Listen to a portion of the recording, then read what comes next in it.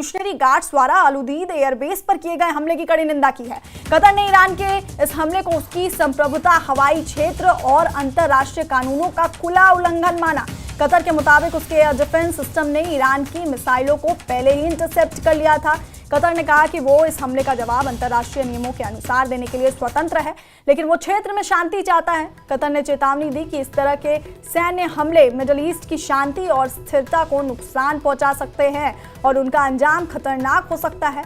Qatar विदेश मंत्रालय के मुताबिक क्षेत्र में तनाव के कारण अलउदीद एयरबेस को पहले ही खाली करा लिया गया था और कतर के सैनिकों, मित्र देशों के सैनिकों और अन्य लोगों की सुरक्षा के लिए वक्त रहते सभी जरूरी कदम उठा लिए गए थे। कतर के मुताबिक इस हमले में किसी के घायल होने या जान जाने की खबर नहीं है। तो आपको बता दें कि ईरान की तरफ से कतर में मौजूद अमेरिकी सैन्य अड्डे अलउदीद पर मिसाइलों से हमला किया गया, जिसके बाद कतर की तरफ से इस हमले की निंदा की गई। कतर ने ईरान के इस हमले को उसकी संप्रभुता, हवाई क्षेत्र और अंतर्राष्ट्रीय कानूनों का खुला उल्लंघन माना। कतर के मुताबिक उसके एयर डिफेंस सिस्टम ने ईरान की मिसाइलों को पहले ही इंटरसेप्ट कर लिया था। कतर ने कहा कि वो इस हमले का जवाब अंतर्राष्ट्रीय नियमों के अनुसार देने के लिए स्वतंत्र है, लेकिन वो क्षेत्र में शांति चाहता है। कतर ने चेतावनी दी कि इस तरह के सैन्य हमले मिडिल ईस्ट की शांति और स्थिरता को नुकसान पहुंचा सकते हैं और इनका अंजाम खतरनाक हो सकता है।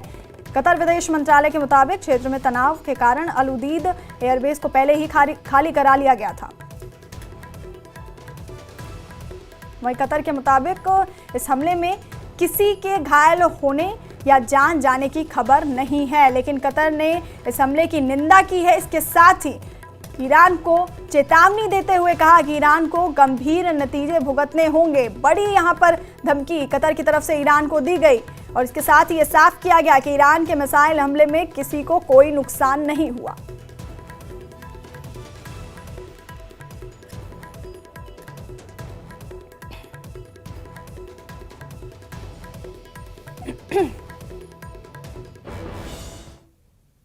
कतर में अमेरिकी